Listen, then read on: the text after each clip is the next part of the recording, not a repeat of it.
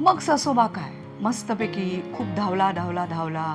मग इकडे तिकडे बघितलं आणि त्याला असं दिसलं की मस्त हिरवी हिरवी पानं त्याला मिळाली. पाखरांचं गाणं चाललेलं होतं आणि हळूहळू हळू तो तिकडे पेंगुळला.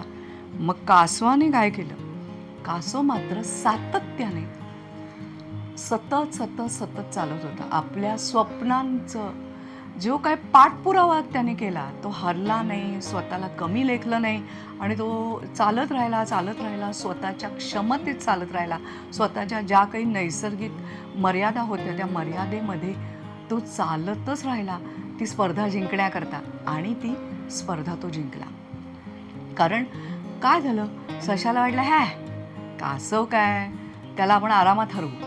असं करून तो निम्माच्या वरती अंतर पार करून गेला आणि तो तिकडे पेंगुळला. आणि काय झालं, कदाचित अति आत्मविश्वासापोटी तो तिथेच पेंगुळला, थांबला. पण कासवाने मात्र आपल्या स्वप्नांचा वेध घेणं थांबवलं नाही.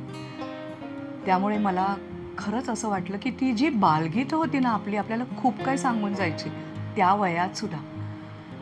आपण कदाचित असा विचार त्या वयात केला नसेल, पण मला कायम असं वाटतं की आपल्या स्वतःमधली जी काही कमतरता आहे किंवा आपण स्वतःला जे कमी लेखतो आणि असं वाटतं की नाही जमणार आहे मला सगळं, त्यांच्याकरता हे गाणं खरंच खूप त्यांना बळ देणार आहे. कारण सतत जर तुम्ही तुमच्या स्वप्नांच्या मागे धावत राहिलात, सातत्य जर टिकवत राहिलात, तर तुम्हाला कधी ना कधी नक्की यश मिळतं. हेच नसेल ना ह्या सगळ्या गाण्यातनं आपल्याला सांगायचं. मग तुम्हाला आहे की नाही पाठ हे गाणं? असेल तर नक्की मला कमेंट बॉक्समध्ये सांगा आणि नसेल तर तर तुम्ही हे लहानपणी ऐकलं नाही की काय? आमच्या लहानपणी तर रेडिओवरती हे इतक्या वेळा लागायचं की विशेष काहीही कष्ट न घेता ते सहजपणे पाठ झालं. आणि सगळ्यात गंमत म्हणजे परवा एवढे मोठे झाल्यानंतर ते पुन्हा एकदा संपूर्ण गाणं चालीमध्ये म्हणायला खूप मजा आली. तुम्ही म्हणून बघा तुम्हाला कसं वाटतंय.